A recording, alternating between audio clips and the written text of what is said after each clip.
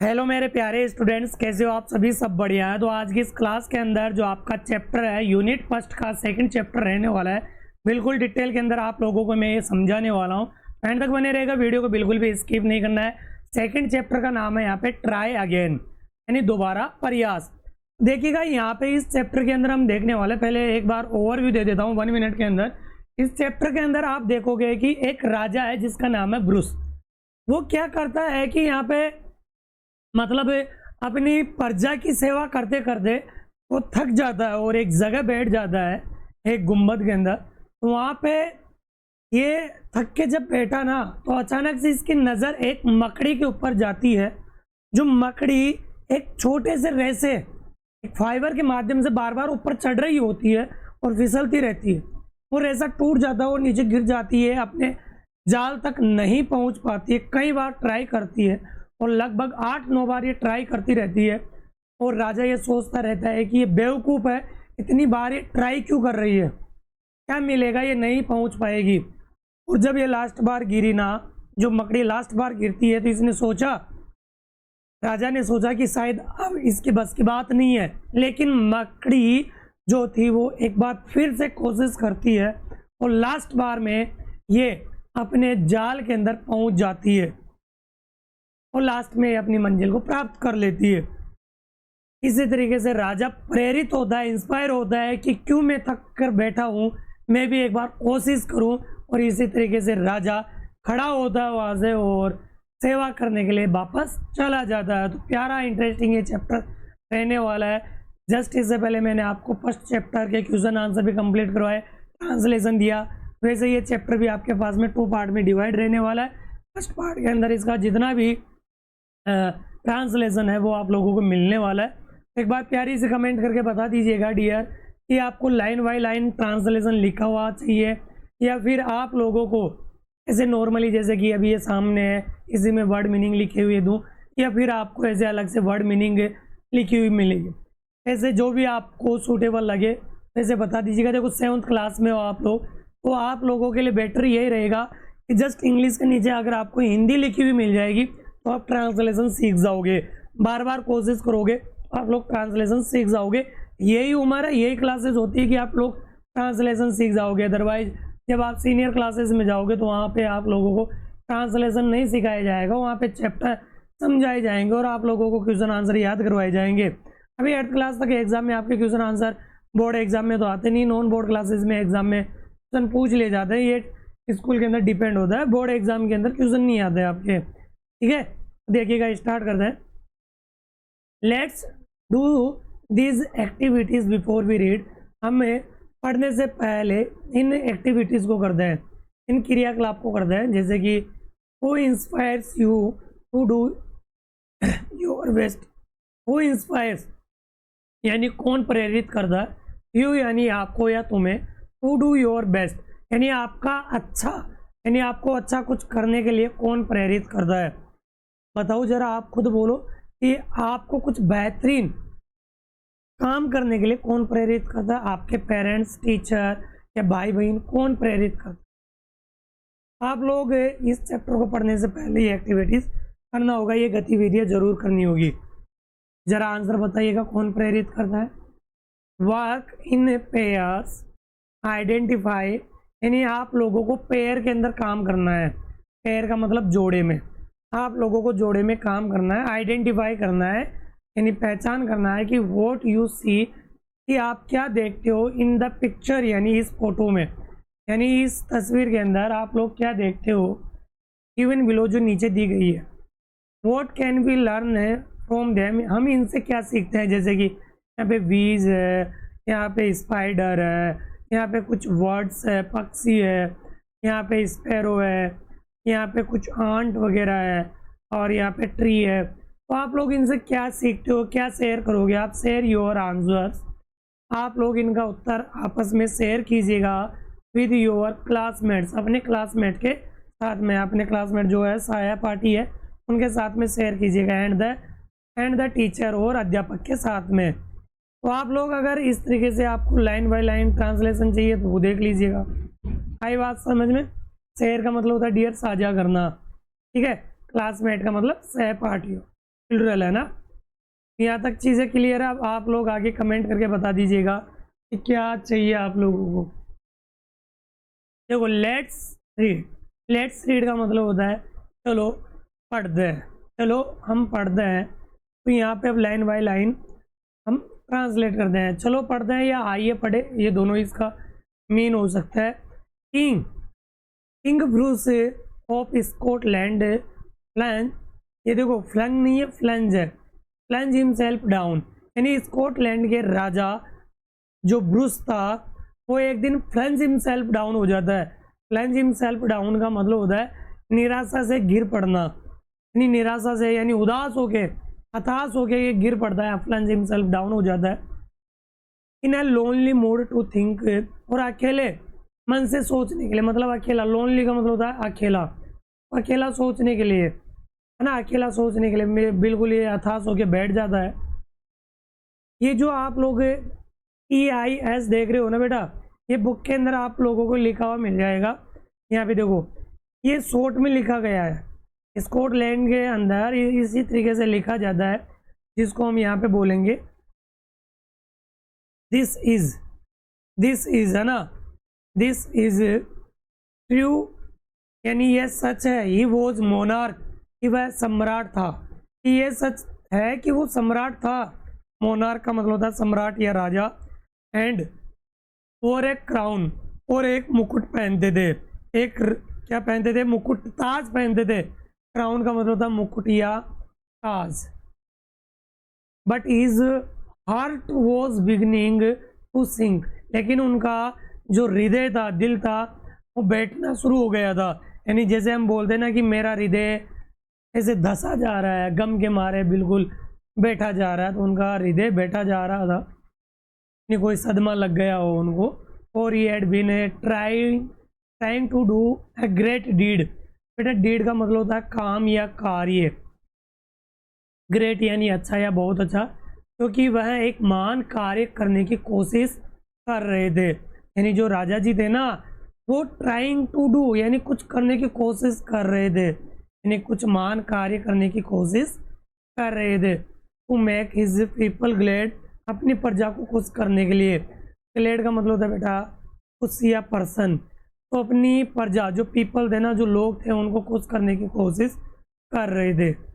He had tried and tried but could not success, उन्होंने बार बार कोशिश की, tried and tried यानी उन्होंने कोशिश की, but could not succeed, लेकिन सक्सेस नहीं हुए। And so he became quite sad, और इस तरीके से वो ज़्यादा ही उदास हो गए। क्वाइट का मतलब होता है काफ़ी ज़्यादा या बहुत ज़्यादा, क्वाइट का मतलब ज़्यादा, सैड यानी उदास, और ज़्यादा ही दुखी हो गए। He plunge himself down in low despair,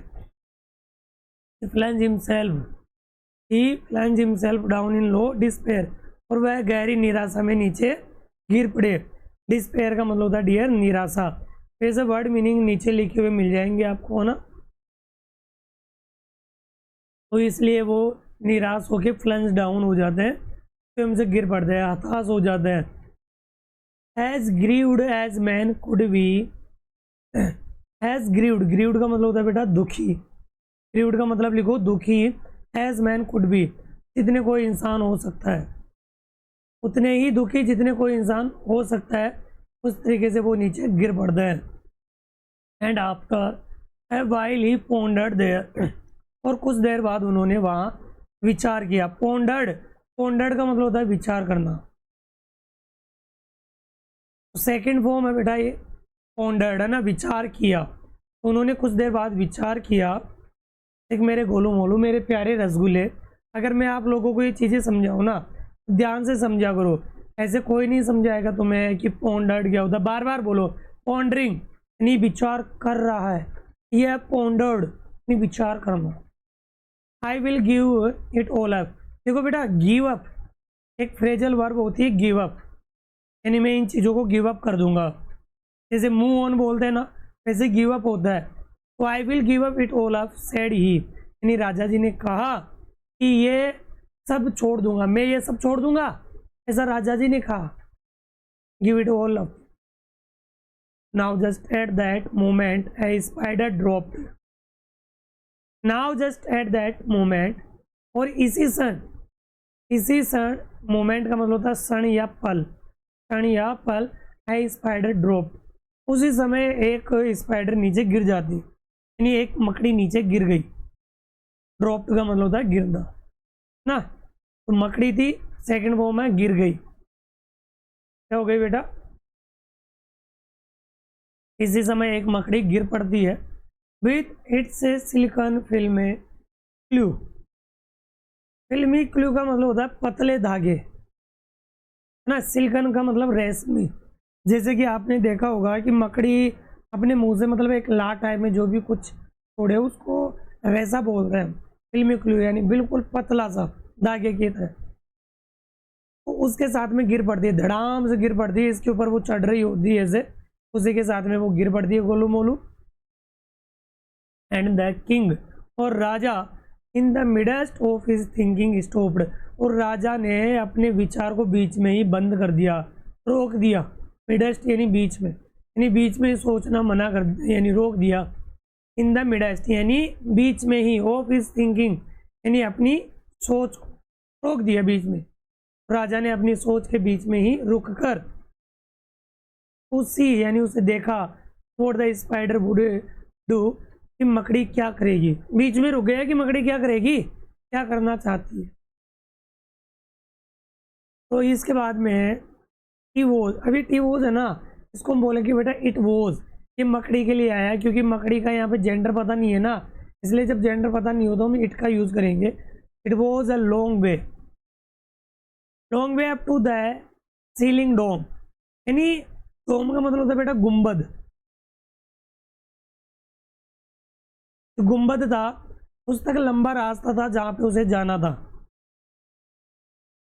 and it hung bye है रोप सो फाइन, और वह इतने महीन धागे से लटकी हुई थी, बिल्कुल महीन धागे से लटकी हुई थी, बिल्कुल पतला सा ना। हंग का मतलब होता है लटकना। That how it would get to its cobweb home, cobweb का मतलब होता है जाल, है ना, कोवेव का मतलब होता है जाल, मकड़ी का जाल।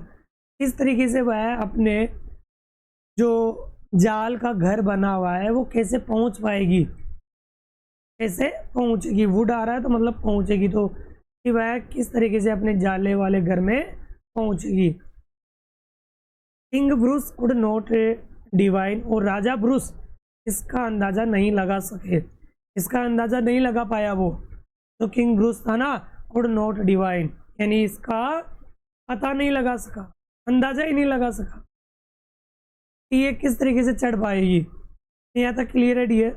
ये कुछ वर्ड मीनिंग दी हुई है जो आप लोगों को लिख लेना, चाहे आप अपनी कॉपी में लिखो, जैसे जैसे आप लोगों को टीचर बोले वैसे करना, वैसे मैं बोल रहा हूँ, आप लोग अलग से कॉपी बनाना है और ये वर्ड मीनिंग पूरी लिखना है, चैप्टर हेडिंग लिखना है, उसका नाम लिखना है ना, और टाइम रहते हुए आप लोगों को कुछ पैराग्राफ का ट्रांसलेशन भी करना है। इसके बाद में आगे देखिएगा किस तरीके से ये मकड़ी अपने जाल वाले घर में पहुंच पाती है। देखिएगा, it soon began to cling and crawl, और इसने शुरू किया, क्लिंज का मतलब होता है चिपकना और क्रोल का मतलब रेंगना। बिगेन यानी शुरू किया, यानी उसने जल्दी ही शुरू किया रेंगते हुए ऊपर चढ़ना, यानी चिपकते हुए और रेंगते हुए शुरू किया। Straight up with strong endure, यानी सीधे ऊपर की ओर प्रयास किया। एंड्योर का मतलब होता है बड़ा प्रयास करना, स्ट्रॉन्ग एंड्योर का मतलब होता है बड़ा प्रयास करना। तो इस तरीके से वो प्रयास करती रहती है। क्या करती रहती है डियर? प्रयास करती रहती है।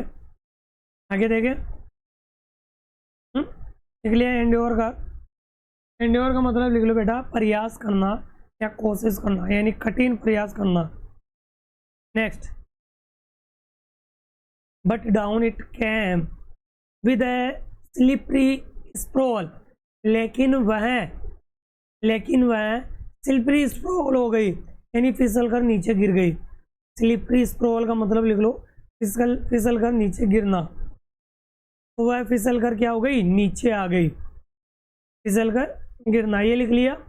As near to the ground as ever, यानी जमीन के उतने ही करीब जितना कि पहले थी।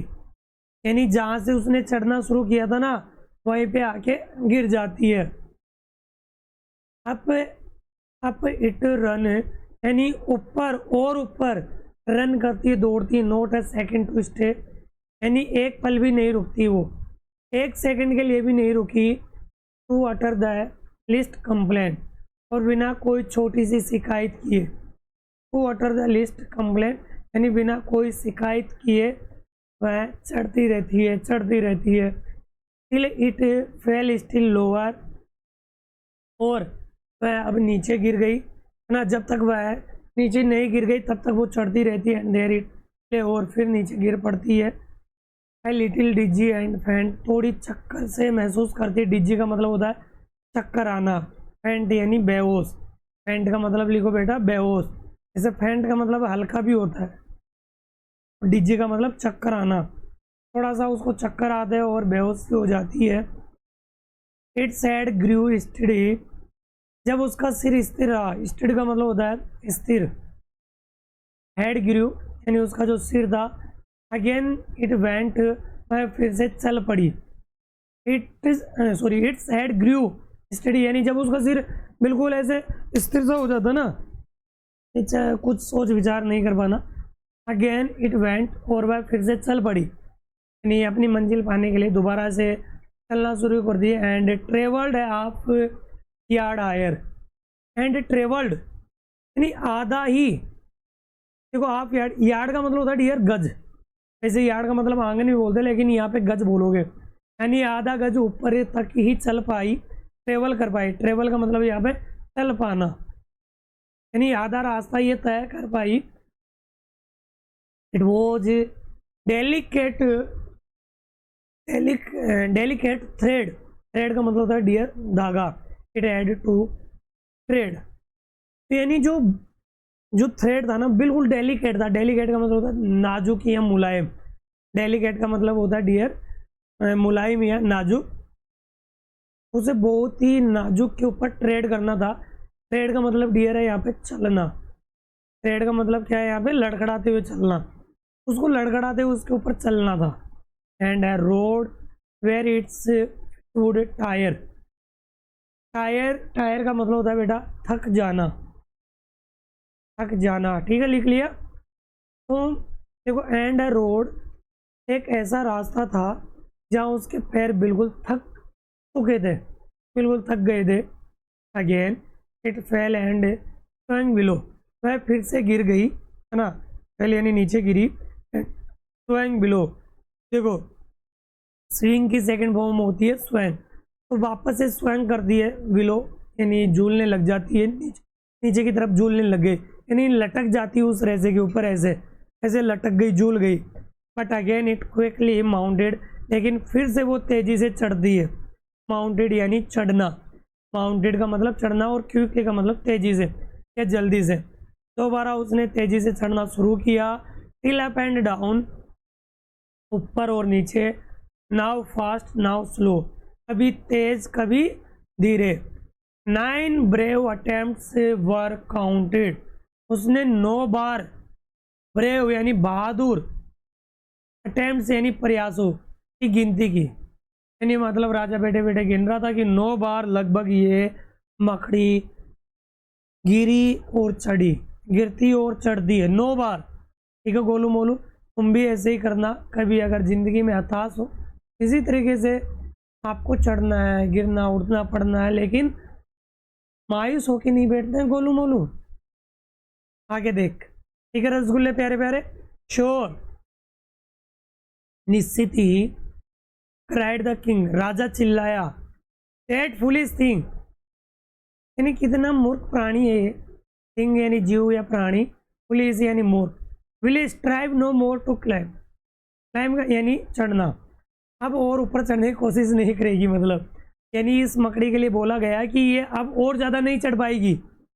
राजा बैठे बैठे उसको देख रहा था, अरे मूर्ख है ये, इतनी बार गिर गई, पड़ गई है, घायल हो गई, चक्कर आ रहे हैं इसको, फिर भी रुक नहीं रही है।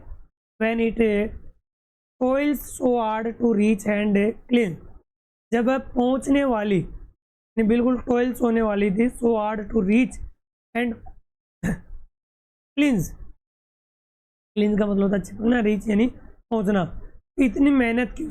कोइल्स का मतलब है यहाँ पे डियर मेहनत करना, कोइल्स यानी डियर मेहनत करना, ठीक है, कड़ी मेहनत करना। अभी एक और वर्ड आया था कड़ी मेहनत करने के लिए, ऑलरेडी जस्ट पहले आया था। And it tumbles every time, और हर बार नीचे गिर जाती है, हर बार नीचे गिर जाती है। टम्बल्स का मतलब है यहाँ पे गिर जाना या लुढ़क जाना। टम्बल्स का मतलब होता है डियर लुढ़क जाना या गिर जाना। But up the insect went once more, लेकिन उस कीड़े ने मतलब उस मकड़ी ने, इंसेक्ट के लिए यहाँ पे जो इंसेक्ट वर्ड आया है ना मकड़ी के लिए आया है। But up the insect went once more, एक बार फिर ऊपर गई, मतलब एक बार कोशिश कर। हाँ me it is an anxious minute, लेकिन ये एक चिंताजनक, एनक्सियस का मतलब होता है चिंताजनक, ये एक चिंताजनक पल था। मिनट का मतलब यहाँ पे डियर पल है।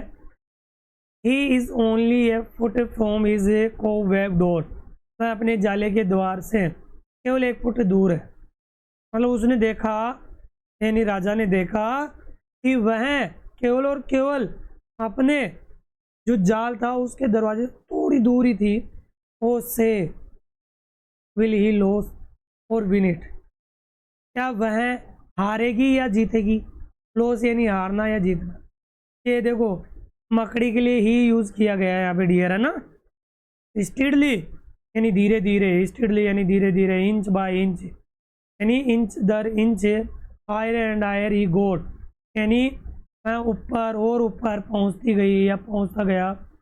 And cold little run at the very last pinch, और बिल्कुल आखिरी मौके पर एक साहसी दौड़ने, यानी एक लंबी छलांग ने। बोल्ड का मतलब होता है साहसी, बोल्ड का मतलब लिखो डियर साहसी।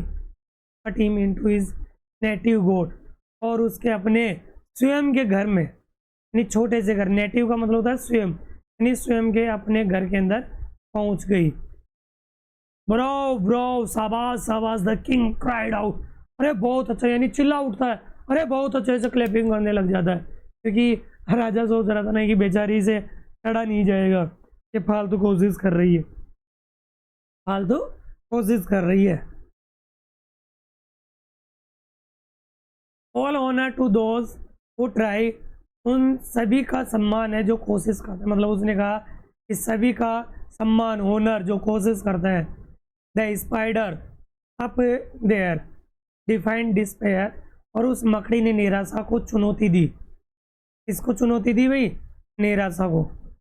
तो डिफीट किया उसने, ही कॉन्क्वर्ड, उसने जीत, यानी वह जीत गया। अब देखो यहाँ पे ये जो ही है ना, ये मकड़ी के लिए आया है, मकड़ा बोलो या कुछ भी बोलो, spider. And why should not it, मैं भी पहले बार ये एनसीईआरटी का ये पढ़ रहा हूँ, तुम्हारे जो आरबीएसई में ऐड किया गया है इसको, आरबीएसई सीबीएसई में दोनों में ही सेम है, शुड नॉट इट। और क्यों नहीं, यानी इतनी मेहनत की है ना, क्यों नहीं जीत पाएगा वो? क्यों नहीं जीत पाएगा? क्योंकि उसने तो मेहनत की है। And Bruce of Scotland braced his mind and gossip tell the tale, and Bruce of Scotland braced his mind, और जो स्कॉटलैंड का जो राजा था उसने भी अपने मन को मजबूत किया। क्या किया डियर? उसने भी अपने मन को मजबूत किया, ठीक है। ब्रास्ट इज माइंड का मतलब होता है डियर, यानी मन को मजबूत करना या तैयार करना, उसने अपने मन को तैयार किया।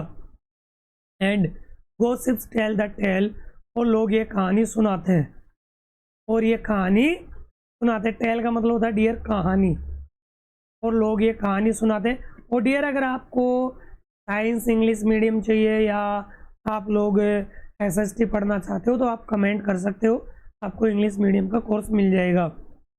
That he tried once more as he tried before, that he tried once more, उसने भी एक बार फिर से वैसी कोशिश करने की चाह करी, यानी tried before, and that time did not fail, और इस बार वह असफल नहीं हुआ। जो राजा हताश होके बैठ गया था ना कि प्रजा के लिए कुछ करूँ, लेकिन कुछ कर नहीं पाता था वो, है ना। तो यहाँ पे चैप्टर अपना कंप्लीट होता है डियर। क्वेश्चन आंसर हम अगले चैप्टर में देखेंगे, ठीक है। प्यारा सा चैप्टर था, ऐसा क्या रहा, आपको समझ में आया कि नहीं आया? अब आप लोग बता दीजिएगा, लाइन बाय लाइन ट्रांसलेशन चाहिए या आप लोगों को ऐसे नॉर्मली चाहिए? कमेंट करके बताओ जल्दी से। जल्दी से कमेंट कर दीजिएगा। जो एंड तक जुड़ा हुआ है बेटा, वीडियो को लाइक ज़रूर करना है। लाइक करने में कंजूसी बिल्कुल नहीं, कंजूसी बिल्कुल नहीं करना है। जो जुड़ा हुआ है एंड तक, बताइए बेटा आपको कैसा क्या चाहिए कंटेंट।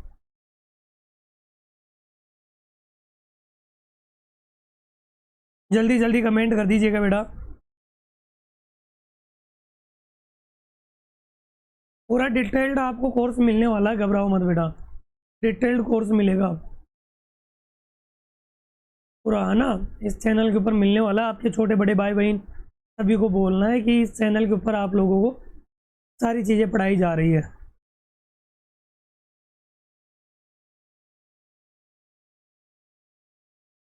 चलो नेक्स्ट वीडियो मिलते हैं, तब तक के लिए बाय बाय, टेक केयर।